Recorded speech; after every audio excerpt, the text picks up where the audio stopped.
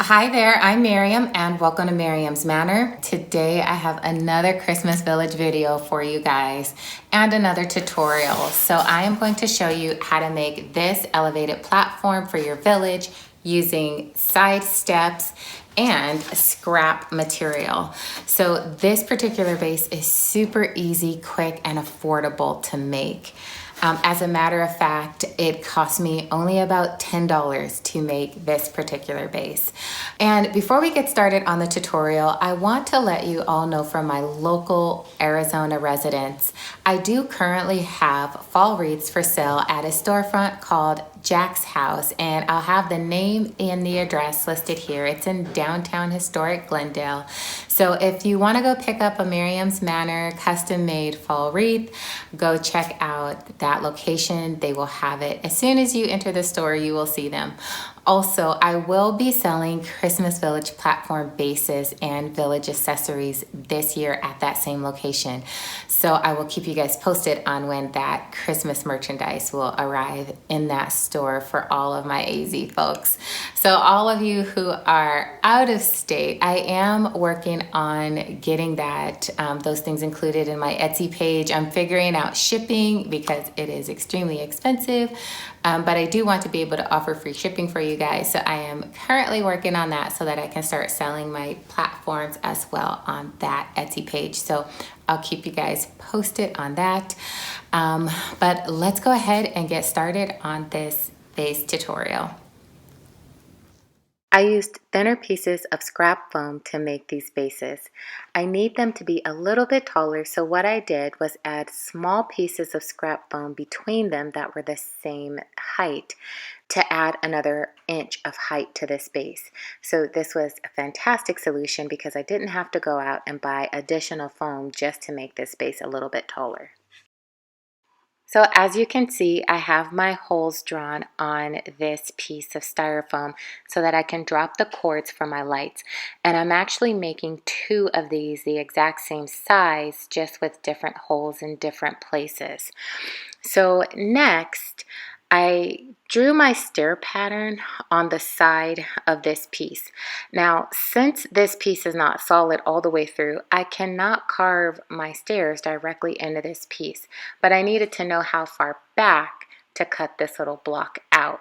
So what I'm going to do is carve this chunk out so that I can add another piece to it. At the same time, I did carve the holes out of the styrofoam for my cords as well.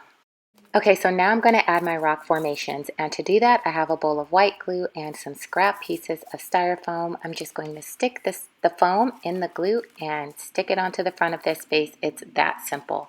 So the reason I really love using styrofoam versus paper is the styrofoam sticks so much easier. As soon as you set it on there, as you can see, it just stays in place, whereas paper sometimes falls and you have to keep moving it around. I find that this works a lot better. Keep in mind though, when you're making your rock formations out of scrap styrofoam, to use different sizes of foam. So they should be different thickness, different shapes, and sporadically place them on the front of your base. That way, all of your rock formations do not look exactly the same. So both pieces are done with their rock formations, and now it's time for me to make the stairs for both of these platforms. So I already have carved out from another piece of scrap material a block that is the same height and width to make my stairs out of. I am going to take a Sharpie marker and draw a stair pattern on this and then carve it out with my hot knife. So as you can see, I did not like the first set of stairs that I drew, so I actually just started them a little bit further back behind that first set, and I'm going to stick to the second set to carve these stairs out.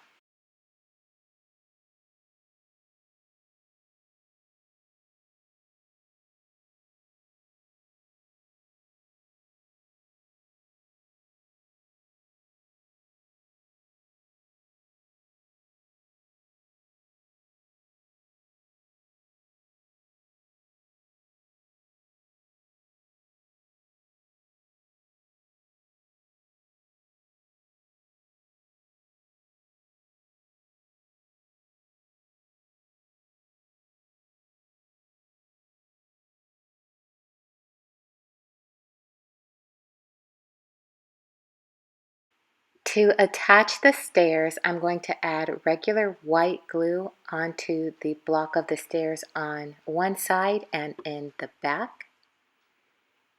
And I'm also going to use some toothpicks. Actually, these are skewer sticks, but you can also use Q-tips and stick it in the side of the base so that they do stay firmly in place.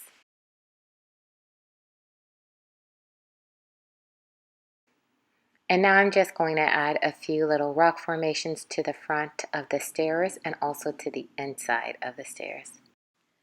All right, so now it's time to plaster, and I have some strips cut. I'm going to grab my shallow bowl of water that I will be working with. And for this first part, I am going to cut this plaster strip in the shape of a triangle to match the stairs. That way I will not have a lot of excess plaster cloth that I have to try to tuck and hide and cut later. It'll already match the shape that I'm working with to begin with. So I am going to dip this quickly into the water and begin to set it. Now, when you're working with smaller pieces of plaster, sometimes it can be a little bit more difficult. Like you see here, it can slip. In my case, this kind of rolled over on me on the inside. So it's okay if that happens. Just straighten it out where you need to and take your time with straightening out that piece and go ahead and get it set. Add some water to your fingertips, which helps make the plaster a little bit more sticky against the styrofoam, and just keep working it.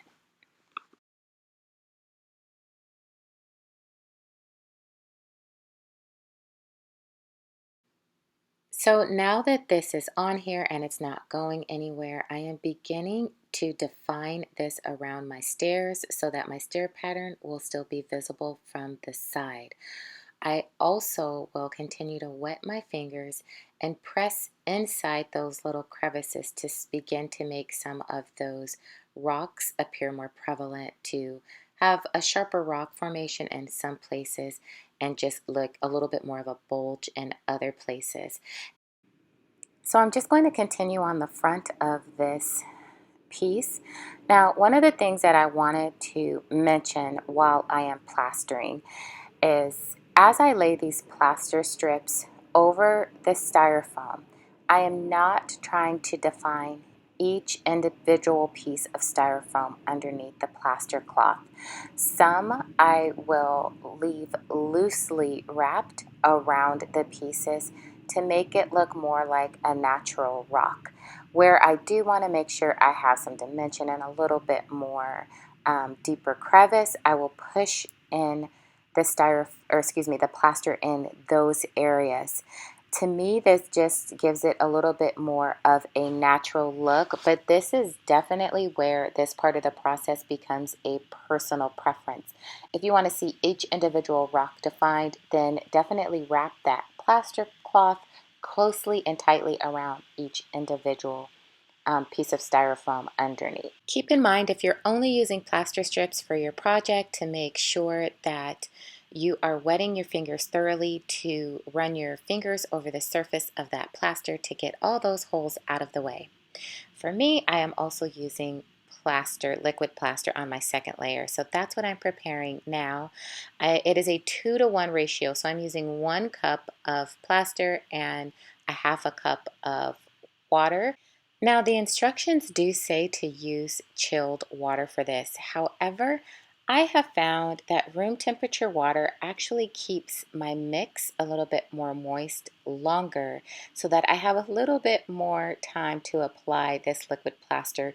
You do need to get this on and set in about 5 minutes because otherwise it'll just become too hard for you to work with.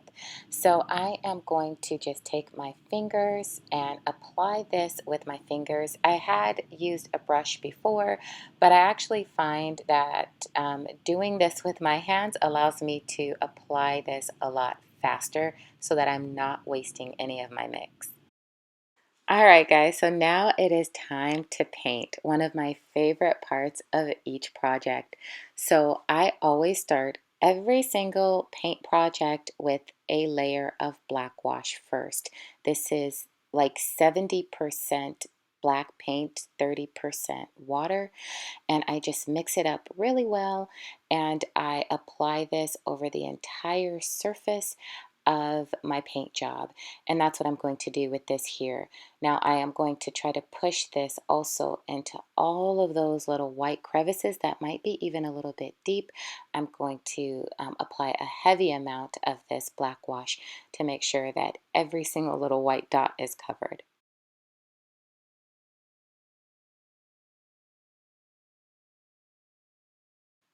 So my black wash is dry, and now I'm going to apply my first layer of paint.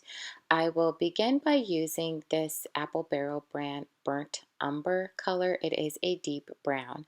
I like to add this first because even though this entire piece will be a lighter gray, some of those little brown flecks underneath show through on the final paint job, and it really does just add another layer of depth and dimension that I do like to the paint job.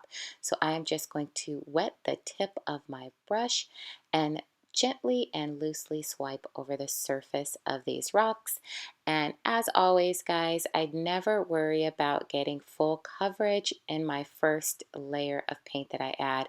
I will be adding about 4 to 5 layers of paint to each thing that I paint. So as you just continue to add more layers, it definitely covers up a lot of the black that you see.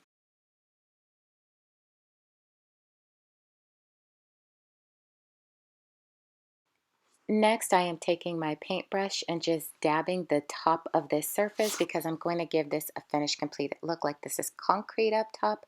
So I am going to be doing this with each layer of paint. I mixed my first layer of gray paint, and I'm applying this paint in the same way. One thing that I did want to mention to you guys that I did off camera was I did add more black to this particular mix because I started too light. So as you can see, this dried look behind you is darker.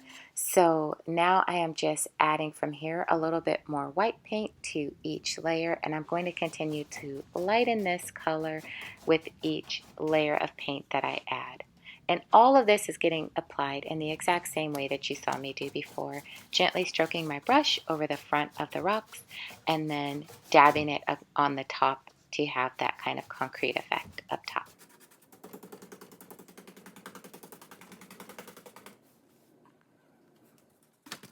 So this is the final color of the gray paint that I am adding, and this is what it looks like once it's been all applied. So now it is time to add the snow detail. I am taking a capful of white paint and a fine thin paintbrush, and I'm just going to run it along the edges of this platform as well as the protrusion on the rocks. I will also highlight my stairs by just dabbing a little bit of white paint on the edge of each step. So this is how it all turned out, and I love it. These pieces are giving me the height and dimension that I am going for in this year's village. So next, I am going to get these set in place and decorated for the next video.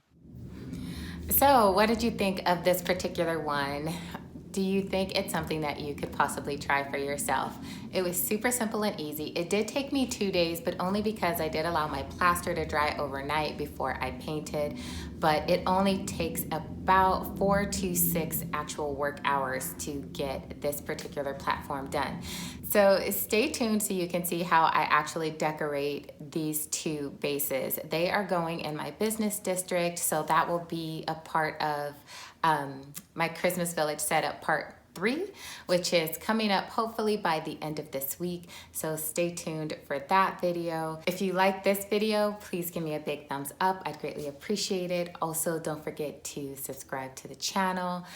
Click on that notification bell so that you guys don't miss anything. I do seriously have about 2 videos per week that I'm trying to get posted with Christmas Village stuff to get out to you guys that might help offer you some inspiration, tips, and ideas on how to decorate your 2021 Christmas Village. So until I see you again, stay safe, God bless you, and I hope to see you soon.